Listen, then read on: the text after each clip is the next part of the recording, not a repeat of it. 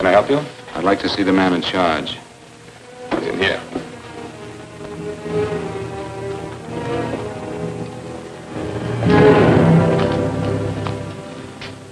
I want to report a murder. Sit down.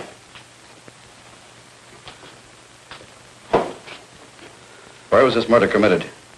San Francisco, last night. Who was murdered? I was.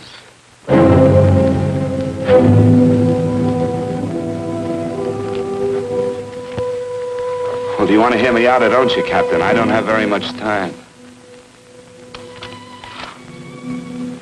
Your name Bigelow? Frank Bigelow? That's right. Answer the San Francisco APB. Send it direct to Inspector Bannon at Homicide. Tell him we found Frank Bigelow. Go ahead, Mr. Bigelow. Well, this involves some other people, Captain. A number of other people. You tell it any way you like. I live in a little town called Banning out on the desert. It's on the way to Palm Springs. I have a small business there. Paula? Yes, Mr. Bigelow. Give me a copy of Miss Hollis's 48 tax return, will you? Oh, you better get the 47, too. Yes, Mr. Bigelow. I don't think we took any depreciation on that new equipment last year. No, we didn't.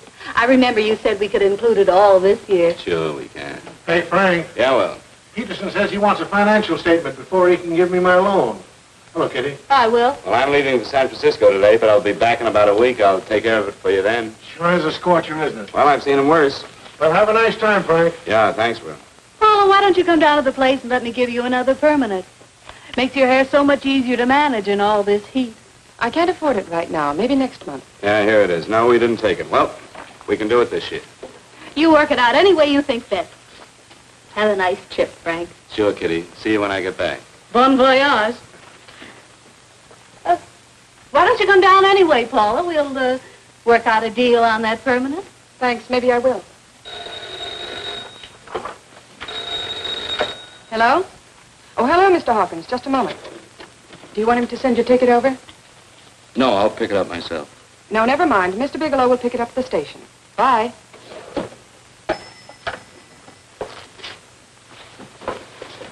I want to go with you, Frank. Now, Paul, I'm just going on a little vacation. You know that? You want to go without me, don't you? Be gone just a week. And I suppose you've just made up your mind to take this little vacation at 9 o'clock this morning? No, Paul, I meant to tell you about it a few days ago. I guess I forgot. Oh, you forgot. Paula, don't be like that. Don't be like what? You just drop a little announcement that you're going away. Not tomorrow or next week or next month, but today. No explanations, nothing. And I'm supposed to swallow the excuse that you need a little vacation. I just want to get away from town for a few days, that's all. Get away from this town or get away from me. Oh, Paula, please try to understand. How can you ask me to understand anything like this? No, I'm sorry, but I don't understand. Go to San Francisco, but don't expect me to be waiting for you when you get back.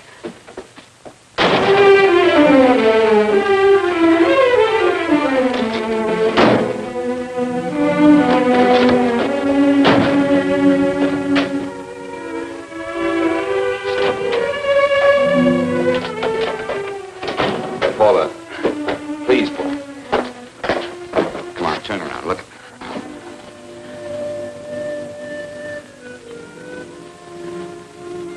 Come here. Why do you do this to me, Frank? Why can't you be honest with me? As honest as I am with you? Do you have to go? I have to go, Paula. I know what I'm doing. All right, go. Go anywhere you like. You can go to blazes for all I care. Paula. Paula. Yes, I know. I'm being foolish. Come here.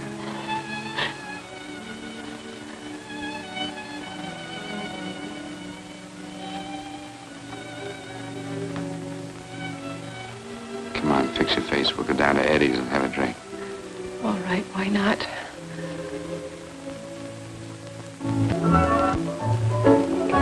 Hi, Paula. Hi, Eddie. Give us a couple of cold beers, will you? Coming up. Hi. Come on.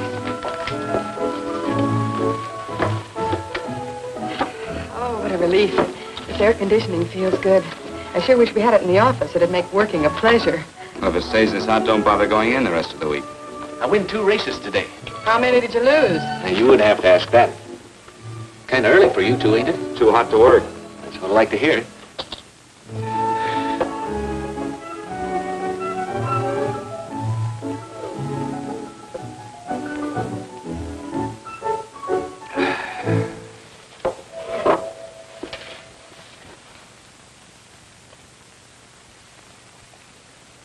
Frank, you'll take me with you, won't you?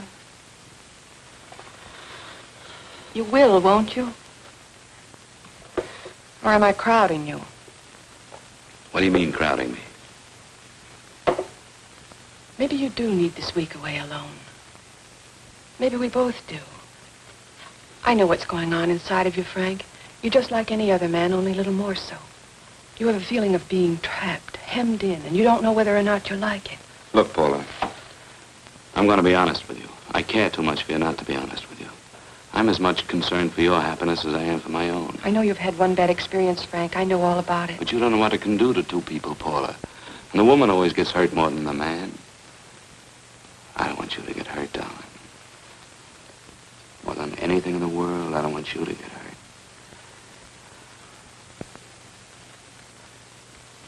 Want to hear some music? All right, Frank. Got a couple of nickels, Eddie? Yeah. This won't bother you, will it? No, next result doesn't come in for half an hour.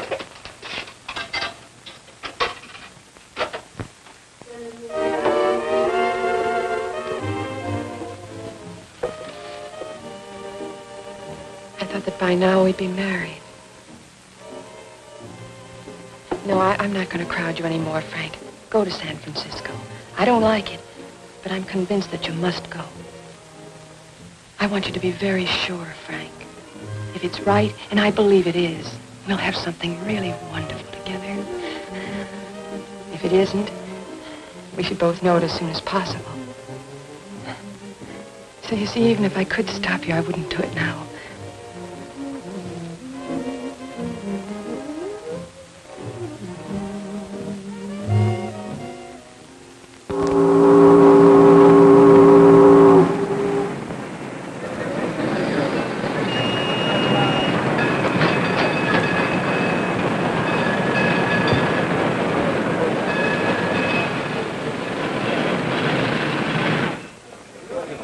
Yes, sir. My name is Bigelow. I have a reservation. Yes, sir.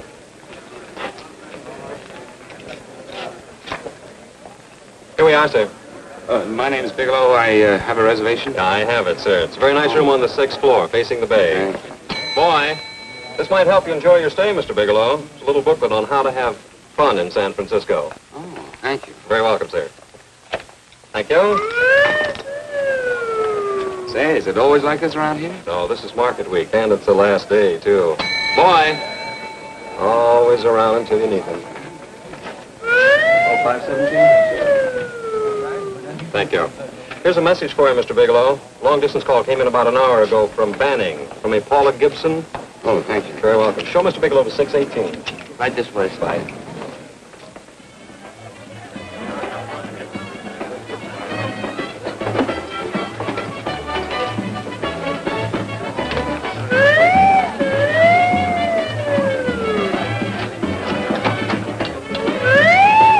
Right this way, Mr. Bigelow.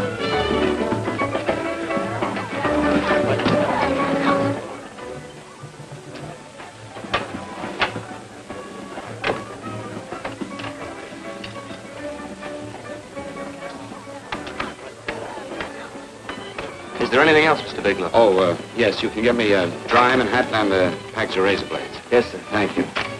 Oh, and you can leave that door open. Hello, operator. I want to speak to Miss Paula Gibson in Banning, California. Yeah, that's right. No, I'll wait. Hello? Hello, Paula. Oh, hello, Frank. How was the trip? Fine, just fine. Having a miserable time, I hope. Well, I don't know. I just got in. What was that? Market week. The place is crawling with traveling salesmen. You know, Charlie Anderson found out that you went away and he asked me to go out with him. Oh, really? How did he make out? I'm considering it. Is that what you called to tell me? I'll have you know that this call is strictly business, Mr. Bigelow. Did a Mr. Phillips phone you? Eugene Phillips of Los Angeles. No. He will. He phoned the office 3 times today. Said that he wanted to get in touch with you immediately. He said it's most urgent and imperative that he reach you at once. What did he want? I don't know. But he sounded deep, dark, and mysterious and quite agitated about something. Phillips, have we ever done any business with him? Not unless you've been keeping it a secret from me. I looked through all the accounts. Why did you tell him you could reach me here? You know I'm supposed to be on vacation. So you told me. And so I told him, dear heart. But the gentleman didn't seem to respect your temperamental moods the way I do. He was very insistent that he speak to you before it's too late, as he put it. Well, tell him you tried to get in touch with me and I've changed my plans and you can't reach me. He won't talk to me. I told him that I was your confidential secretary, but I guess I didn't sound confidential enough. So I told him that he could reach you there this evening. Well, call him back. If it's as important as he says it is, he'll talk to you. Otherwise, he'll just have to wait until I get home. Ma, aren't we adamant this evening? All right, shall do. And Frank, Yeah? I don't quite know how to say this. Say what? Well, what I want to say is that there's nothing you can do that you ever have to feel guilty about. Oh. Sure. Thanks, Paula. I'll call you tomorrow. Right.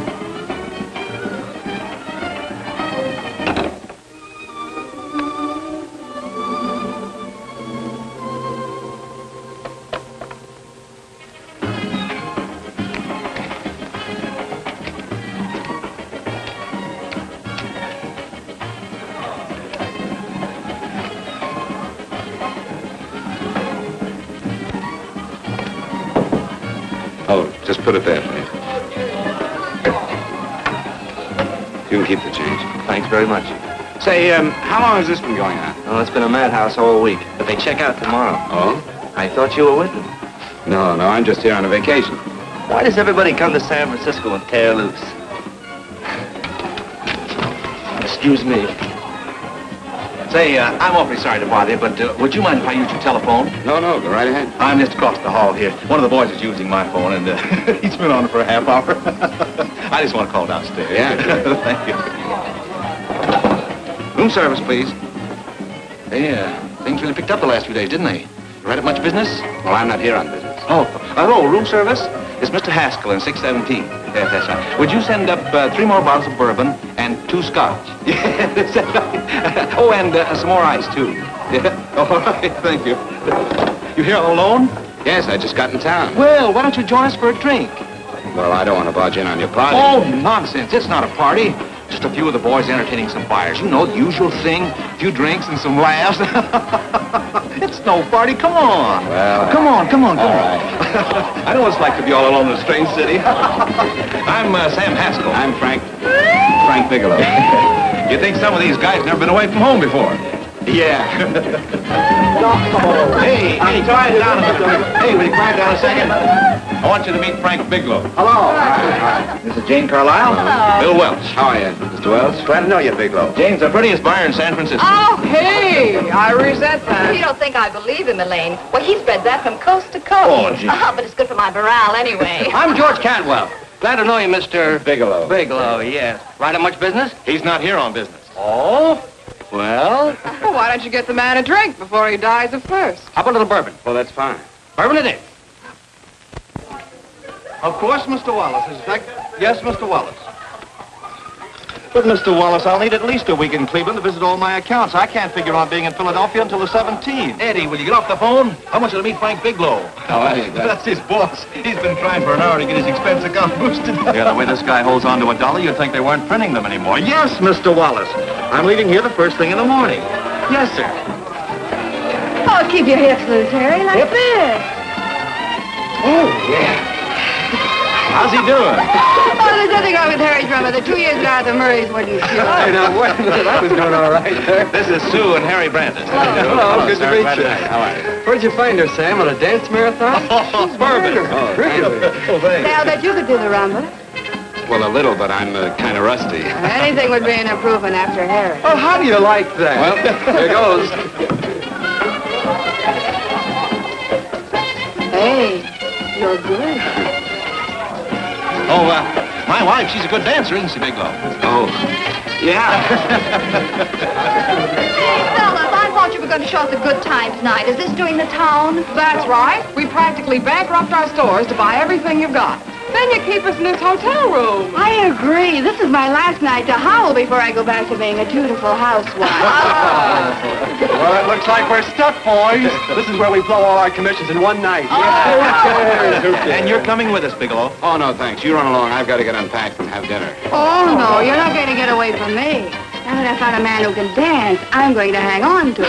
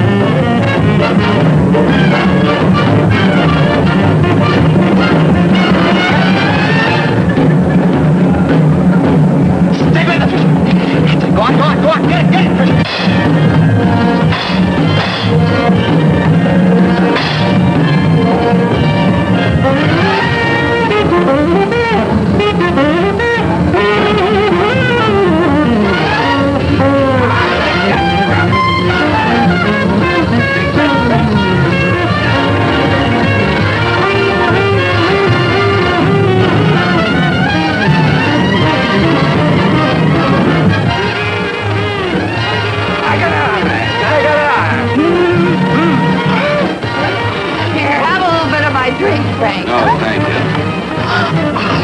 Excuse me a moment. Where are you going, Frank? Excuse me. I think you've had enough.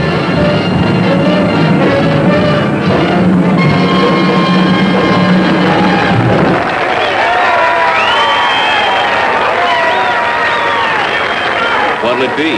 Bourbon and water, no ice. Nice, quiet place you got here. Wait till they hit the pitch in about an hour. That's when they really go out of their minds. Who's the blonde? Oh, she's one of the chicks that hangs around here. She's jive crazy. Come again?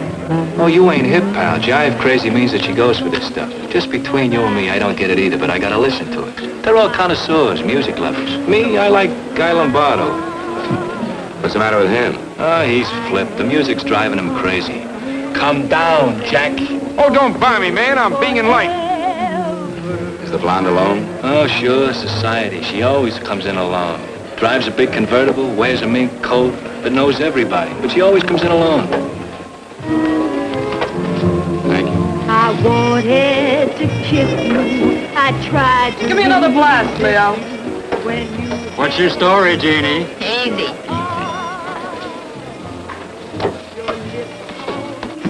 Hello. Easy. Dig the fisherman. Oh, that's really silk, isn't it? Can I buy you a drink? Sure thing. Give me a blast, Leo. Leo. I left my blast at the other end of the bar.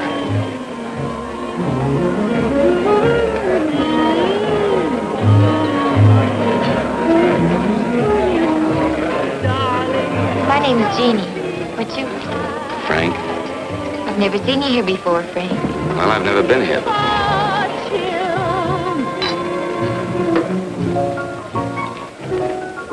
This isn't mine. Mine was bourbon. Well, sure it is. You saw me pour it. Give me a fresh drink. Anything you say. Oh, listen to that piano. Feel those vibrations. You don't get your kicks out of this, do you? I can live without it. Why do you stay here? I don't know. I bet I know. You're lonely in a big city. Why, you don't have to go into a routine with me. I like good company, too.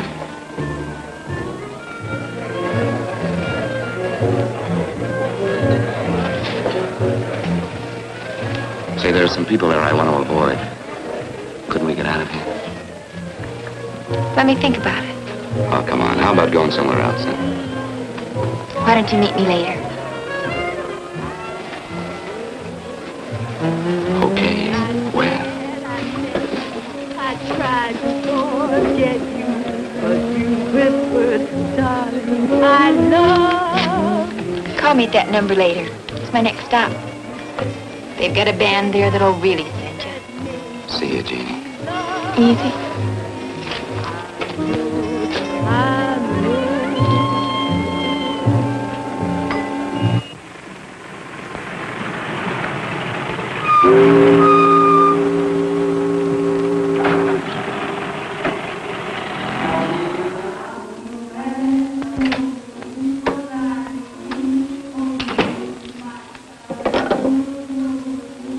Never mind, operator.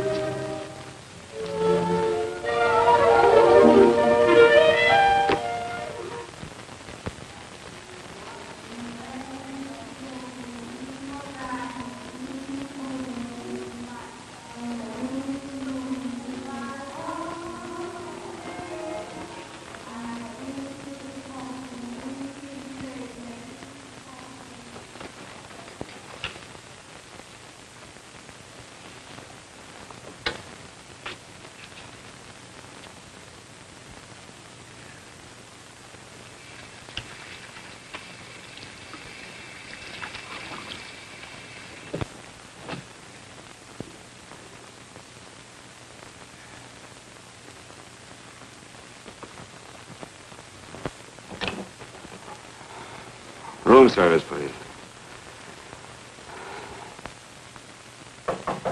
Come in.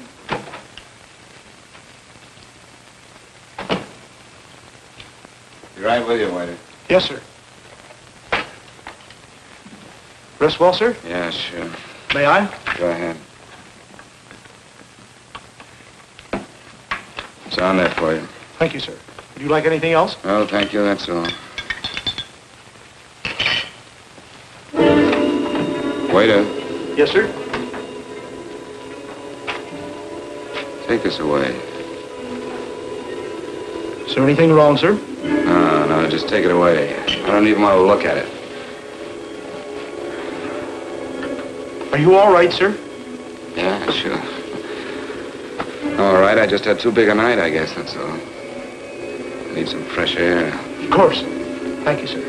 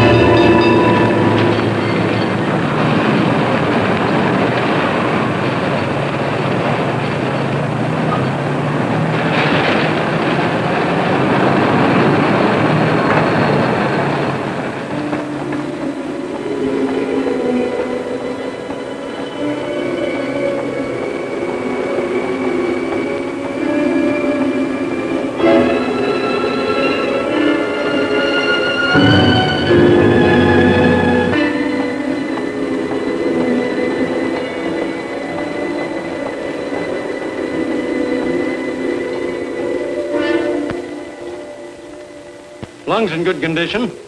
Blood pressure normal. Heart fine. Well, it's a good thing everybody isn't like you, Mr. Bigelow. Put us doctors out of business. I'm glad to hear it, Doctor. I was a little worried. Don't let a little bellyache worry you. Could be just the change of climate. Well, it isn't exactly an ache, Doctor. It's kind of hard to describe the feeling. Maybe it was the drinks I had last night. I might have mixed them too much, huh? Let's have another look at that throat. You may finish dressing now, Mr. Bigelow. I want to get the results of those tests we took. Thank you, Doctor.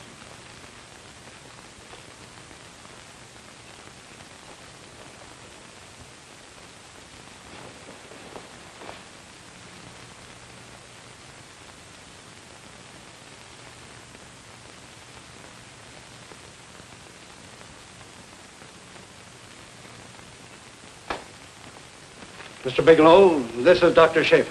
Hello, Doctor. How are you? Sit down, Mr. Bigelow. According to the information you gave Miss Wilson, you're not married, Mr. Bigelow. That's right. Do you have any relatives, family, anyone in San Francisco? No, no one. I don't know a soul in San Francisco. Where is your home? What is this, Doctor? Why all the questions? You're a very sick man, Mr. Bigelow. Sick? But you told me I was in good shape. Yes, I know. But my preliminary examination didn't reveal your true condition. You sound as if it's pretty serious, Doctor. It's extremely serious. I want you to understand that we wouldn't tell you something like this unless we were absolutely certain. Well, of course, of course. You must steel yourself for a shock, Mr. Bigelow. Well, go on, Doctor. What is it you're trying to tell me? Our tests reveal the presence in your body of a luminous toxic matter. What is that exactly? A poison that attacks the vital organs. Poison? We have no alternative but to tell you this. Your system has already absorbed sufficient toxin to prove fatal. I wish there was something that we could do. What do you mean, wish? You mean there's nothing? There is nothing anyone can do. This is one of the few poisons of its type for which there is no antidote. Well, this is fantastic. This is the most ridiculous Bigelow, thing. You don't have very long. What do you mean? A day, possibly a week, 2 weeks at the outside. It's hard to say exactly. Well, this is impossible. I don't believe it. You've made a mistake. That's it. It could be a mistake, couldn't it? You have made a mistake, haven't you? Answer me. Dr. Schaefer is an authority on toxicology. Been no mistake, Mr. Bigelow. Do you realize what you're saying? Well, you're telling me that I'm dead. Do you think you can explain my life away in just a few words? Why, I don't even know who you are. Why should I believe you? You must calm yourself, Mr. Bigelow. We want to offer you every assistance that we... Assistance? Who wants your assistance? Who wants anything from you? You're nothing but a couple of phonies. Why, I think you're crazy. That's it. You're crazy. The both of you. You're crazy.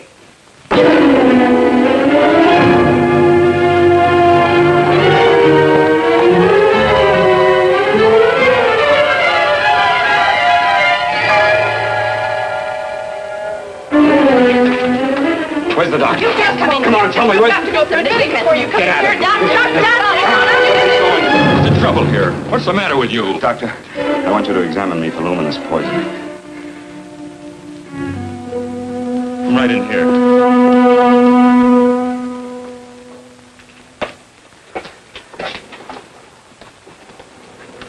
Yeah, you've got it all right.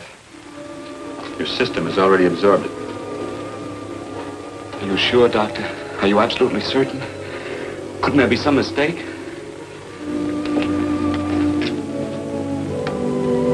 There it is. Toxin is actually luminous in the dark. Now there's no doubt about it, Bigelow.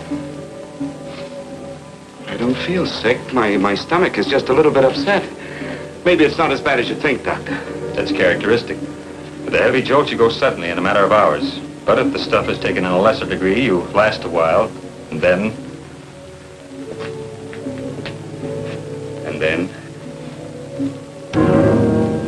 Give it to me straight, Doctor. Well, a number of things are involved. The systemic condition of the individual, the amount consumed, exertion. Yes? You won't feel too badly for a while. Then it will happen suddenly.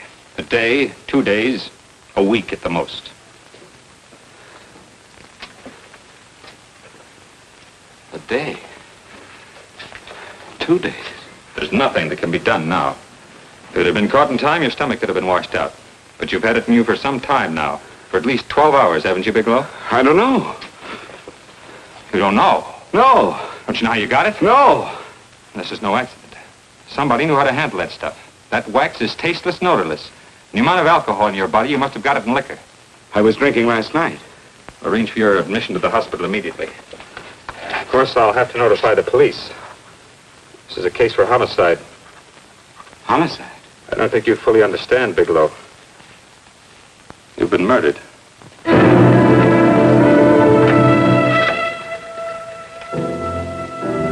Get me police headquarters, please. Homicide Bureau.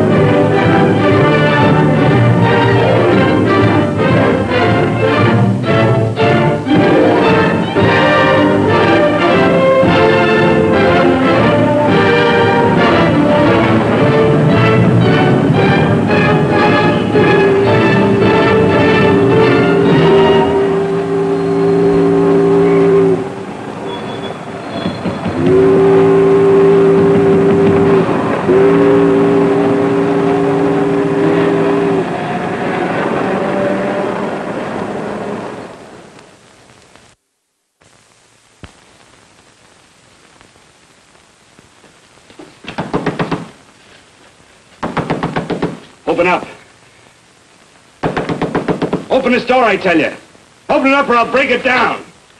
Where are those men? Where are those men who were here last night? I don't know. There are no men here. Please go away. Don't lie to me. Where are they? Mister, this lady just checked in. Those men aren't here no longer. They checked out the hotel early this morning. Checked out? Please go away. I'm sorry. I'm terribly sorry.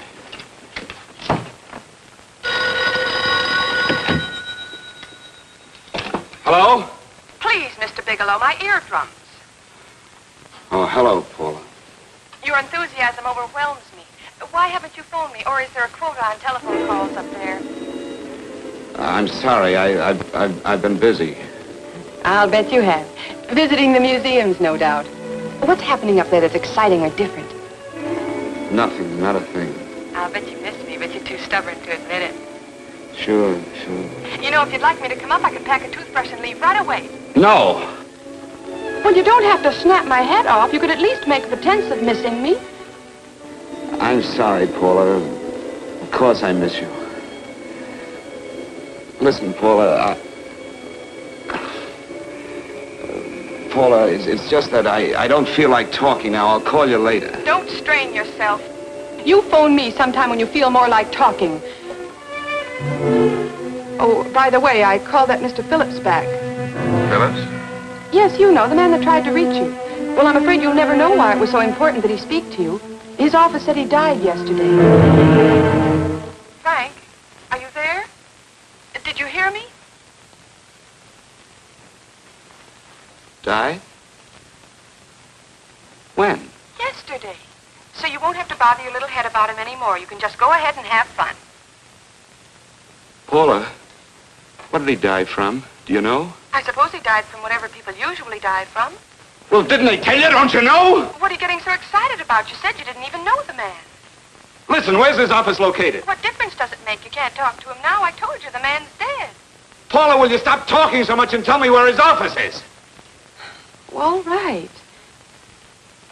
It's the Phillips Importing and Exporting Company, Bradbury Building, Los Angeles. Bradbury Building, Los Angeles. That's right. Say, this is really a switch. Listen, if you want to reach me, I'll be in Los Angeles. Are you out of your mind? I'm sorry, Paula. I've got to hurry. Wait a minute. Where in Los Angeles? The Allison Hotel. Goodbye, Paula.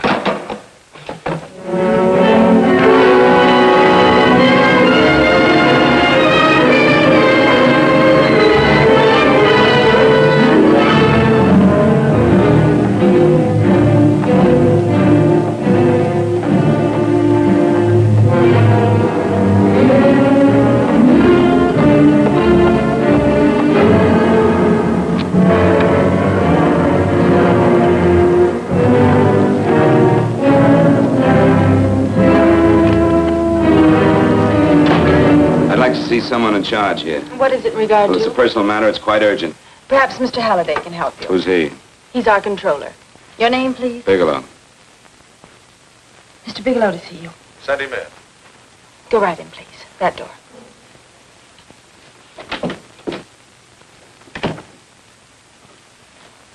Mr. Bigelow? How are you, Mr. Halliday? What can I do for you? Well, Mr. Phillips phoned my office several times yesterday. I'd like to find out what it's all about. You know Mr. Phillips died yesterday? Yes, I know. Well, I don't understand. If he phoned you, didn't he tell you what it was about? Well, he didn't speak to me. I wasn't in my office at the time, and he wouldn't tell my secretary. Well, I'm afraid I can't be of much help, Mr. Bigelow. I've no idea why Mr. Phillips tried to reach you. I'm sorry you had to make the trip for nothing. How do you know I made a trip? I didn't say anything about making a trip. I merely said he phoned my office. My office could be here in Los Angeles. Miss Foster, Yes? didn't you mention something yesterday about Mr. Phillips speaking with Mr. Bigelow in San Francisco? I said that he had phoned Mr. Bigelow's office in Banning, but that Mr. Bigelow was staying at the St. Francis Hotel in San Francisco. I'm sorry you misunderstood me. Do you know why Mr. Phillips called? No, I don't. All right, thank you, Miss Foster. You can understand that we've been somewhat upset around here. Now, if you don't mind,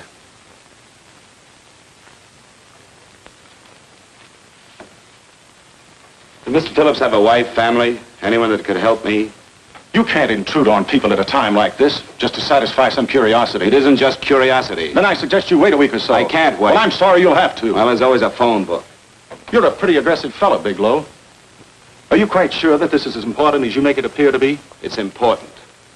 Mrs. Phillips lives at the Sunset Arms Apartments. Thank you. I needn't tell you she's under a strain.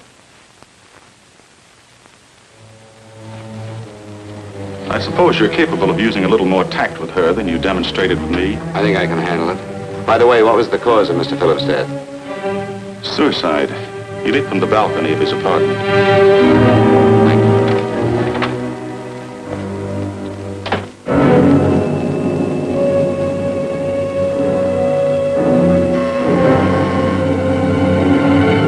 Come in, Mr. Bigelow.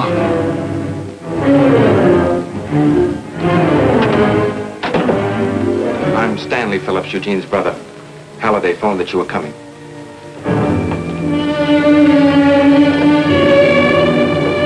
This is my sister-in-law, Mrs. Phillips. I'll try to make this as brief as possible, Mrs. Phillips. I'm afraid I can't be of any help to you, Mr. Bigelow. I haven't the slightest idea why my husband wanted to speak to you. Well, I guess Halliday covered just about everything. Did your husband ever mention anything about me, Mrs. Phillips? Anything at all? No, I can't recall Eugene ever having mentioned your name.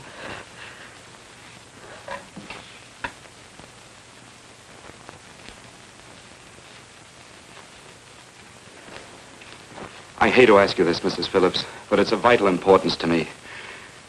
Do you know why your husband committed suicide? Oh. You're certainly not the most diplomatic person in the world, are you, Bigelow? Were you a friend of my brother's? I never met him.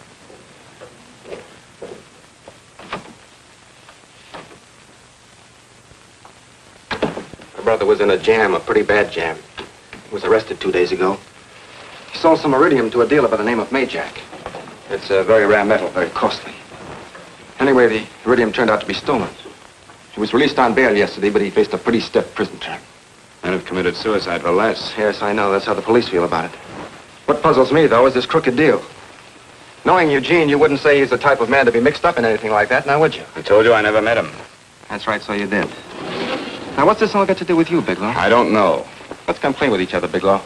Surely you must have some idea why my brother was so desperate to contact you? I have no idea. That's odd. Then how could it be of such vital importance to you? Well, you seem to know the answer to everything else. Maybe you know the answer to that one, too.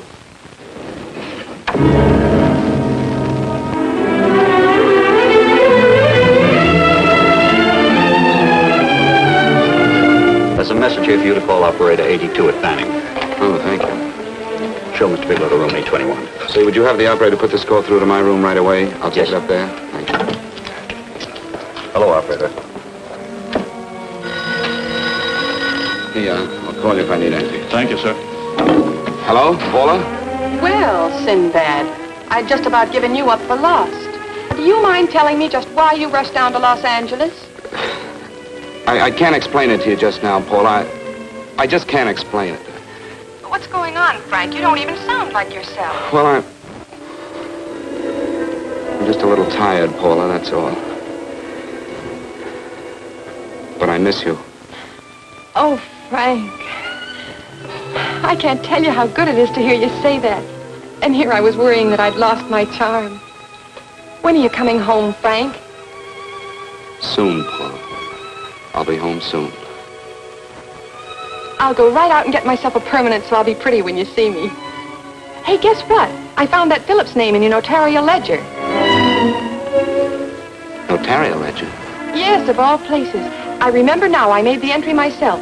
You had notarized a paper one morning before I came to work. What kind of paper was it? A bill of sale for a George Reynolds made out to Eugene Phillips of Los Angeles. So you see, I was right. We hadn't done any business with Phillips, only indirectly. What was the bill of sale for? A shipment of iridium, whatever that is. Iridium? You mentioned at the time that this fellow Reynolds had made some kind of a deal in Palm Springs, and he stopped in your office early in the morning on his way north to have it notarized. Wait a minute. Wait a minute, George Reynolds. That was about 6 months ago, wasn't it? That's right, 6 months ago. Thanks, Paul. Oh, goodbye. Goodbye. Hello, operator. Get that number back for me.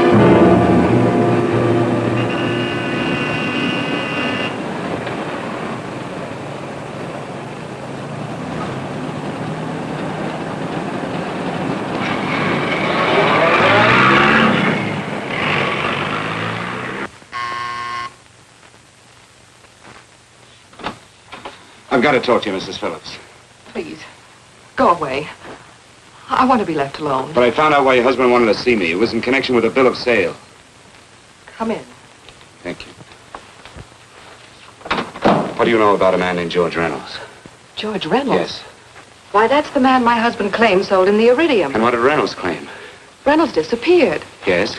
About 2 months ago, my husband grew suspicious that something was wrong.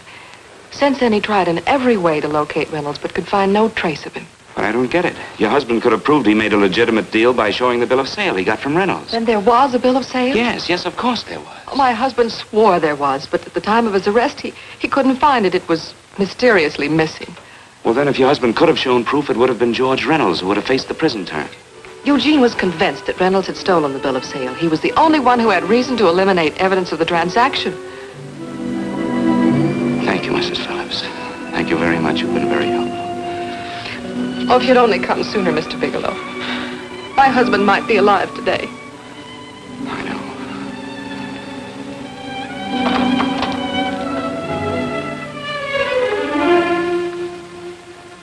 The only thing thing that puzzles me, Miss Phillips, is that you haven't asked how I knew there was a bill of sale.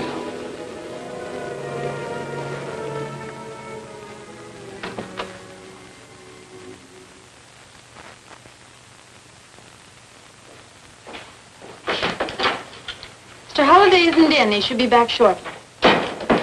I think you're the one who can help me, Miss Foster. Mr. Phillips tried to reach someone else before he called me yesterday, didn't he? Why don't you ask Mr. Holliday? Obviously, Mr. Holliday wasn't here yesterday, or he wouldn't have had to learn from you that Phillips called me. And you're the logical person to know who else Phillips called. I don't believe that's any of your business, Mr. Bigelow. Don't think you're revealing anything confidential, Miss Foster. I know that he tried to reach somebody else. Mrs. Phillips told me. You're bluffing, Mr. Bigelow. I don't know what you're after, but you're trying to trick me. Mrs. Phillips didn't tell you a thing. How do you know that? Mrs. Phillips knows nothing about it. She doesn't. Well, why wouldn't she? Wait a minute.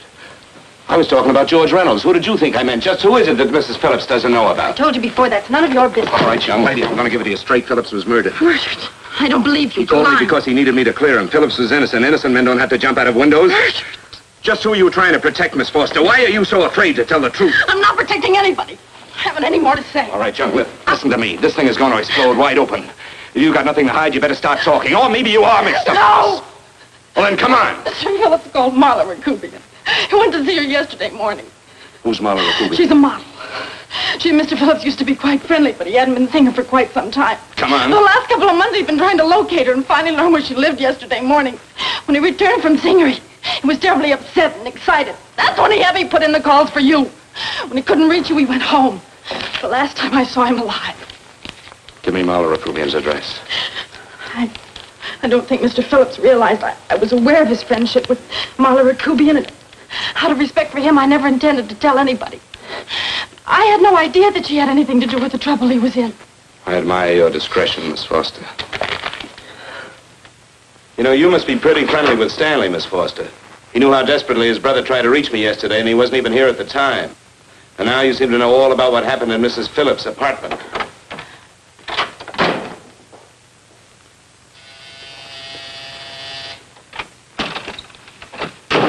Miss Rakubian? Yes? What do you want? Get out of here or I'll call the Go police. ahead, call him. Oh, go ahead, call him. Going on a trip, huh? Yes, going away for the weekend. Sailing for Buenos Aires tomorrow, some weekend. I'll send you a postcard. Now get out of here. Who are you going with, George Reynolds? Never heard of him. I suppose you've never heard of Eugene Phillips either. Just who are you? What do you want? Never mind who I am. Where's Reynolds? I told you I don't know him. Now will you get out of here and leave me alone?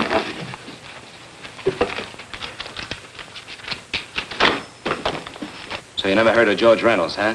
And don't try to tell me that this isn't him because I've seen him. If you think you can scare me, you're crazy. Look, I know that Phillips came here yesterday. And right after he left, he was pushed out of a 6-story window. Pushed? Phillips committed suicide. Your playmate Reynolds murdered Phillips. Then he went up to San Francisco to get me. Because I knew about a certain bill of sale. I don't know what you're talking about. You're in this right up to your pretty little neck. I'm not mixed up in anything. Get your hands up. Drop that picture on the couch. Turn around. Don't get any ideas because I'm not afraid to use this. Give me your wallet.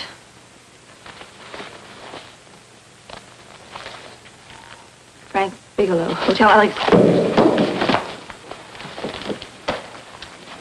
All right, now where's Reynolds?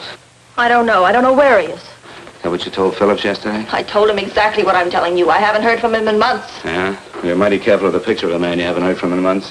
What does the Ray stand for? It was a pet name. Do you mind? Oh, it sounds very cozy, Miss Rakubian. You and Reynolds call each other pet names while you make a sucker out of Phillips. Phillips made the deal because he wanted it. Yeah?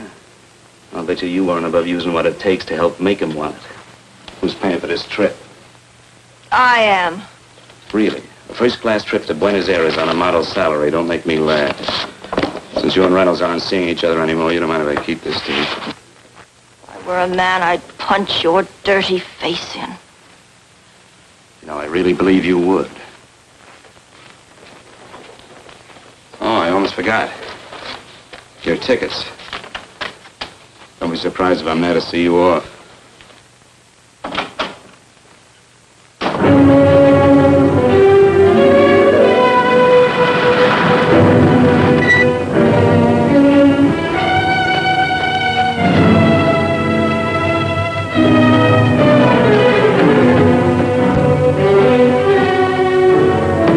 Angelo. Angelo! Angelo, do you remember taking this picture of George Reynolds? I take so many pictures, I can't remember them all. This gentleman is a friend of his and would like his address. We have no card on him. I don't think we ought to do that. He's willing to pay $20 for it.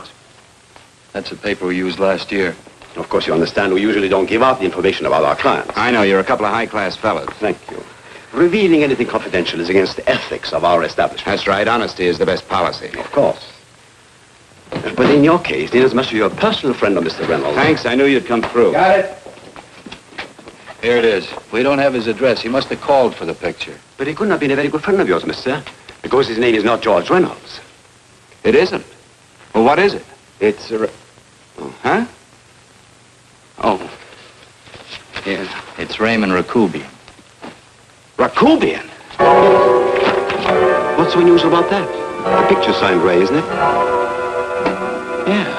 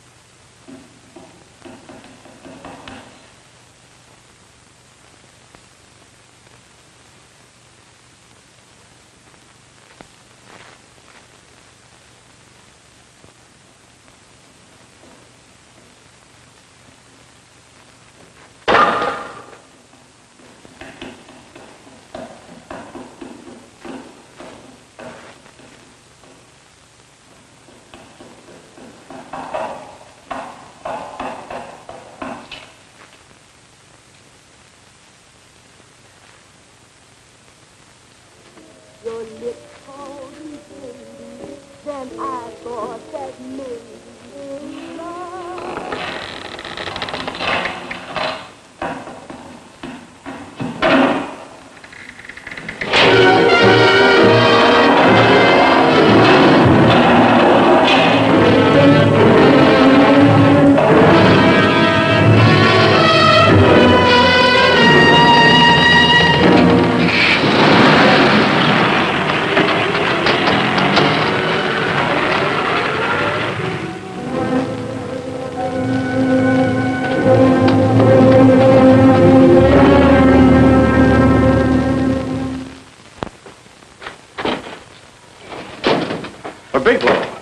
Are you all right?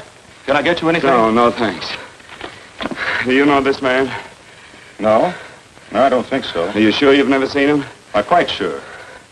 Does the name Raymond Rakubian mean anything to you? No, I never heard of him. Why? He also uses the name George Reynolds. This is Reynolds? That's right. Well, where can we find him? That's what I want to know.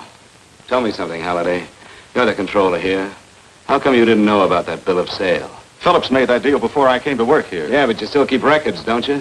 For some reason, which is none of my business, Phillips preferred to keep that among his personal papers. Now, does that answer your question? You came in here today asking for some information that you needed, and I tried to be as cooperative as I could. But now you're beginning to annoy me. So get out before I throw you out.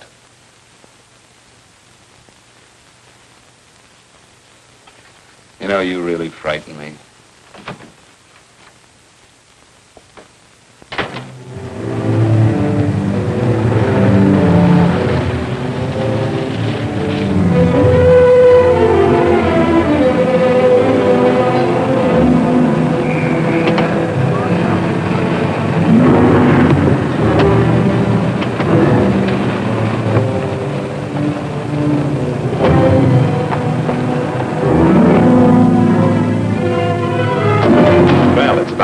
showed up, Bigelow. Go ahead, Dave.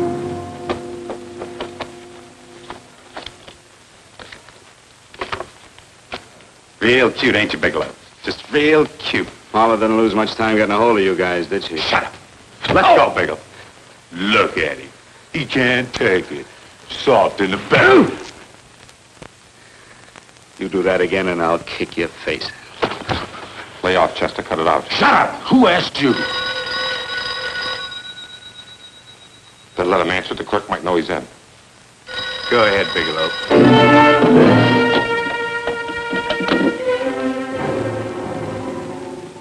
Hello? Frank. Frank, why did you hang up on me? I've been trying to get you for hours. I'm sorry, Paula. I was in a hurry. Well, don't be in such a hurry this time. You didn't give me a chance to finish what I had to say. Something.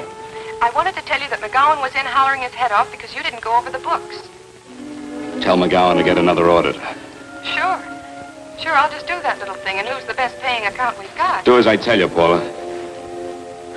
Frank, are you drunk? Paula, how much we got in the bank? About $2,200? Draw it out tomorrow.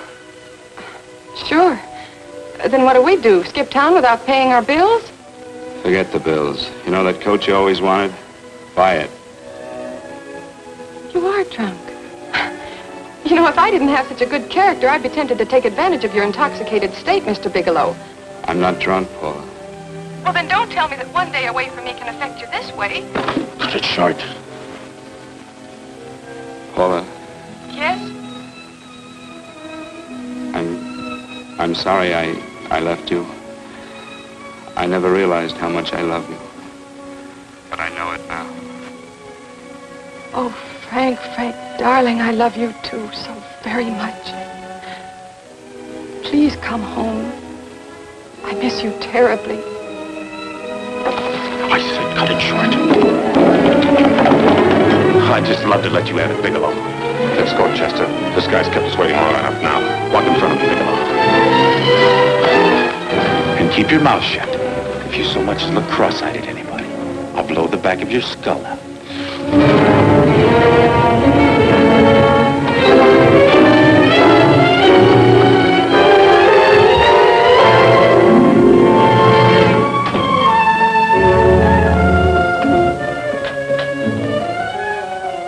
This Bigelow's real cute.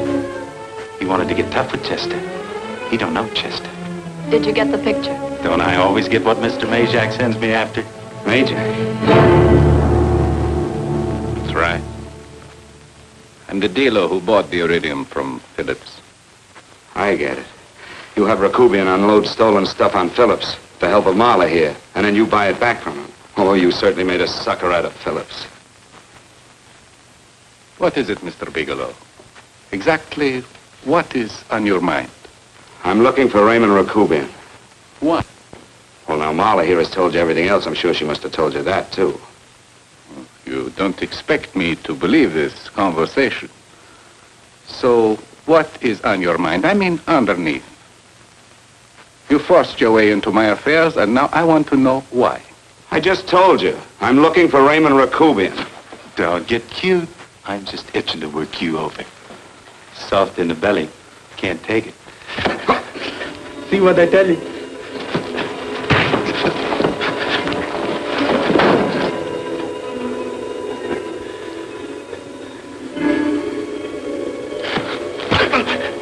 Can't do that to Chester. I'm gonna blow your guts out. Easy. Lay off, Chester. Not now. Look at him. He's so scared of Chester, he talk now. He's not afraid, Chester. You can tell from a man's eyes when he is afraid. Look at his eyes.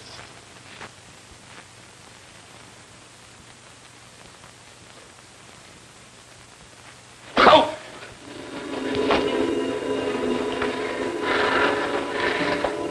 I'm telling you, Majak, you better keep him away from me or he's really going to have to use that gun. Go away, Chester, please. Do what I tell you, my boy. Please. And help Dave.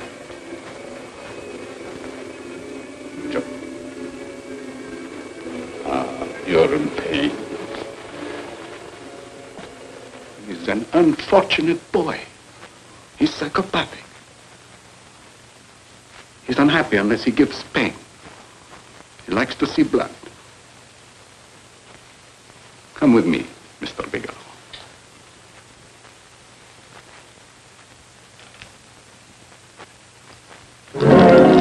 Raymond Rakubian was my nephew. He could not possibly have tried to kill you. He's been dead 5 months.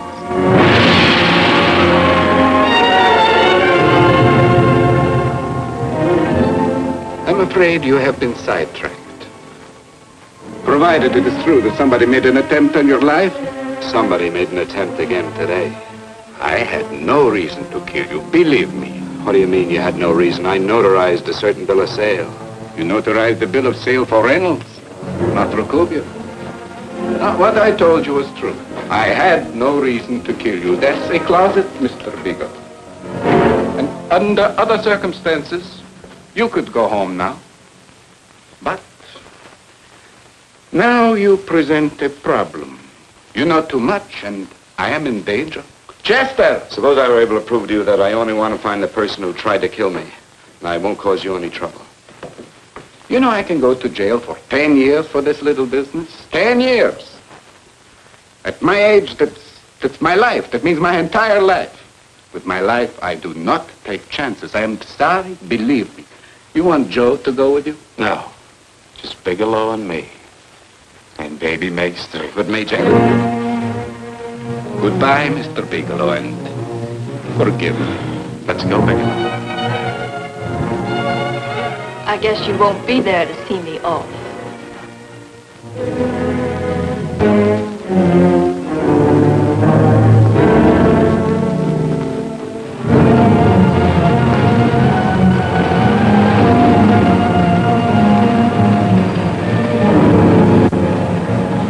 You tried to make a boob out of me in front of Major.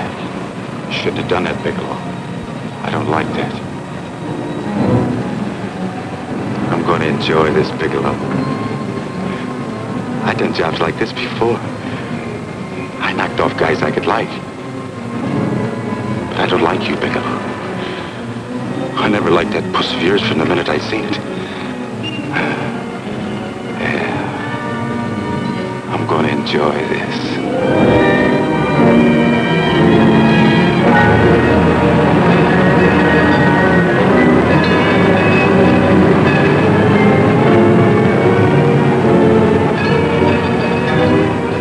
Scared yet, are you, Bigelow?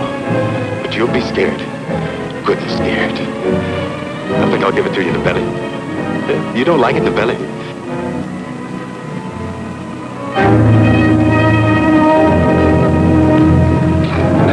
Good. Try it. I'd just love you to try it, Bigelow. Why don't you try it? Go ahead.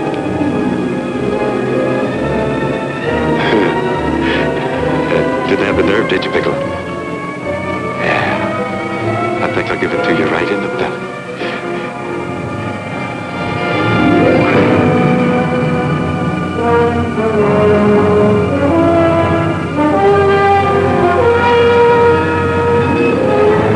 It takes longer when you get it in the belly. It's nice and slow. That's the way I want to see you go, Bigelow. Nice and slow.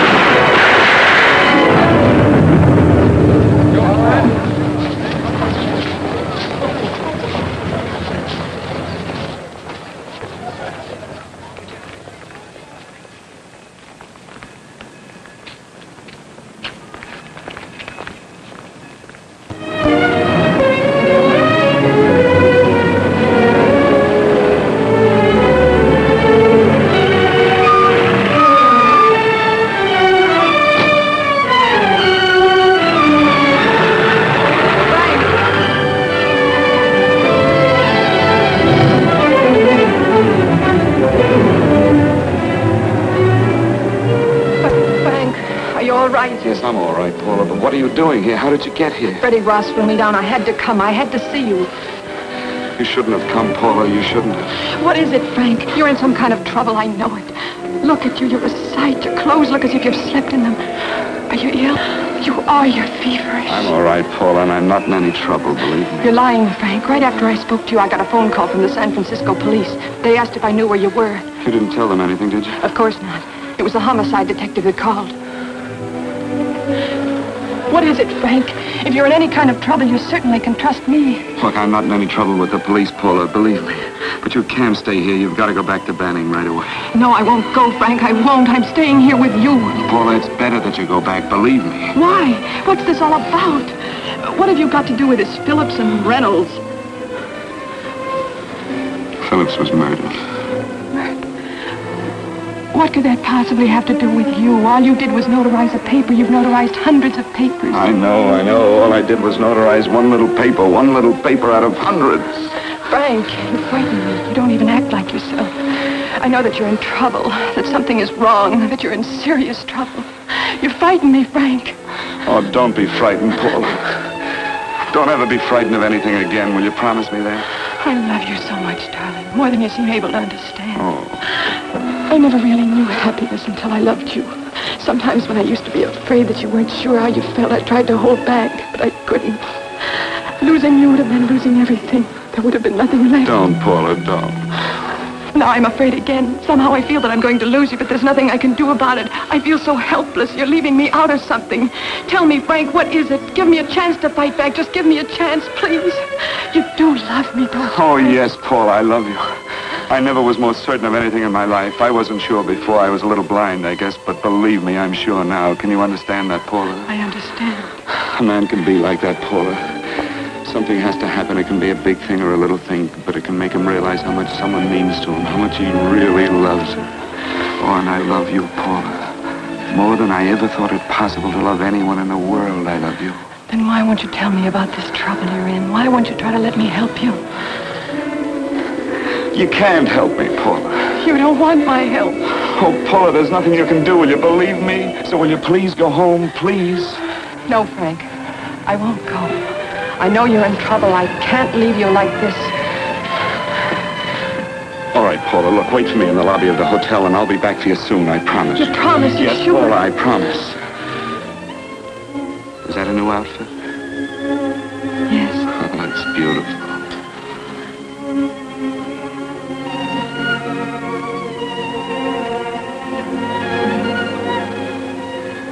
You'll come back to me, won't you, Frank? Yes, Paula, I'll come back, I promise. Please hurry, darling. Oh, I love you. I love you, Paula.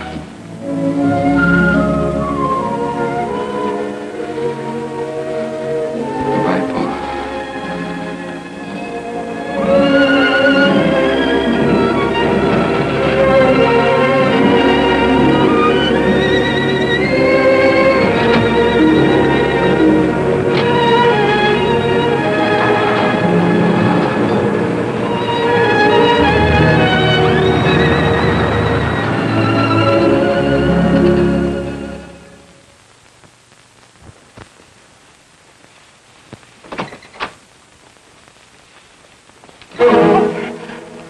Stanley here? You sure? All right, get in there. Now get Stanley on the phone. Tell him to come over here right away. Use any excuse you want. What are you going to do?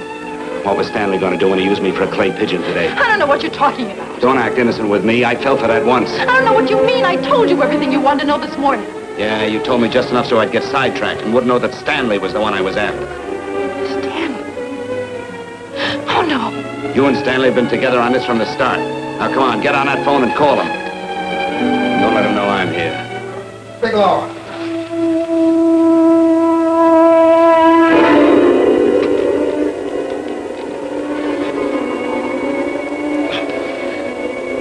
You've been sidetracked, all right. But it was the poor bereaved little widow who did it. We're supposed to have found this letter this afternoon. It's in my brother's desk at the office. It's postmarked 2 years ago. It isn't exactly the kind of a letter that a married woman gets from a casual friend. I'm sure my brother wasn't aware that they were so well acquainted when he hired Halliday. What's the matter with him? He hasn't felt right since dinner. Where did he have dinner? At Mrs. Phillips' apartment. Halliday was there, too, and Stanley confronted them with that letter. Do you have anything to drink? Yes, why? How long ago? Half an hour ago, just before I came here. Miss Foster, get on the phone, call the emergency hospital. Have them get an ambulance over here right away. What? Tell them to prepare a stomach wash for luminous poisoning. Luminous poisoning? Come on, do what I tell you. You may still have a chance to save his life. Go on!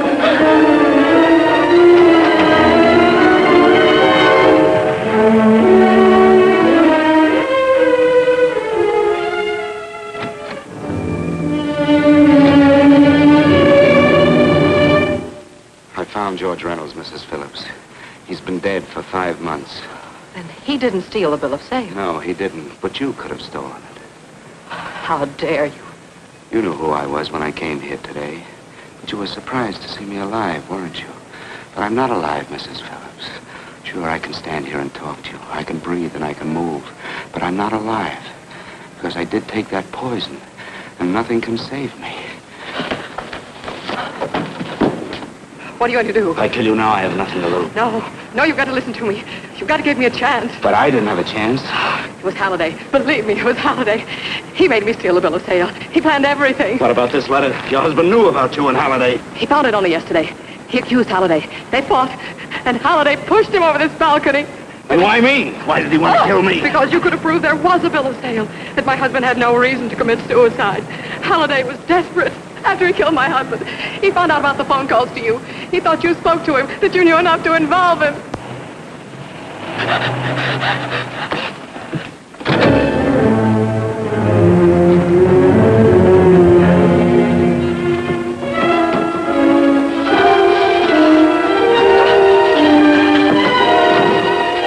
Where's Halliday?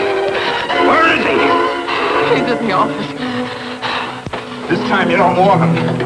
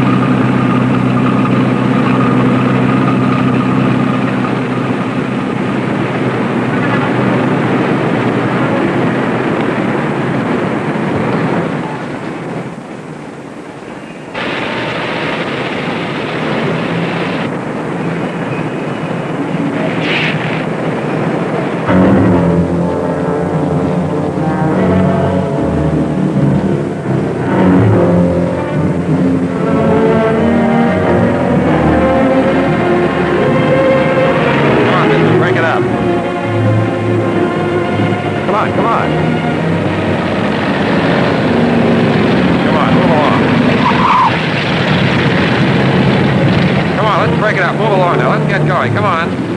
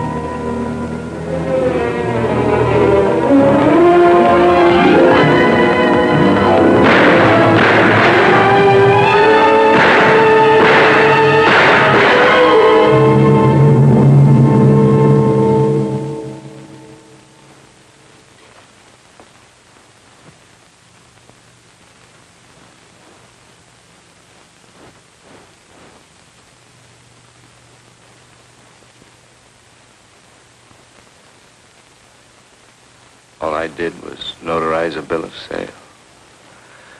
But that piece of paper could have proven that Phillips didn't commit suicide.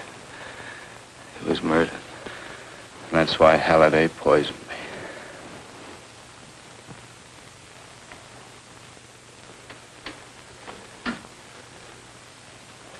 Would you?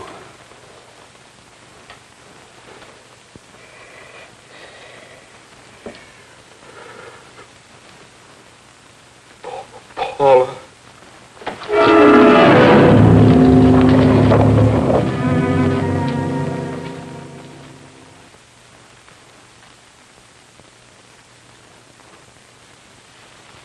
Call the morgue.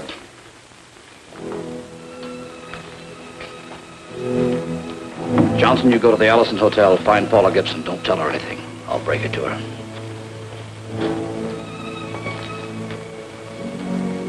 How shall I make out the report on him, Captain? Better make it dead on arrival.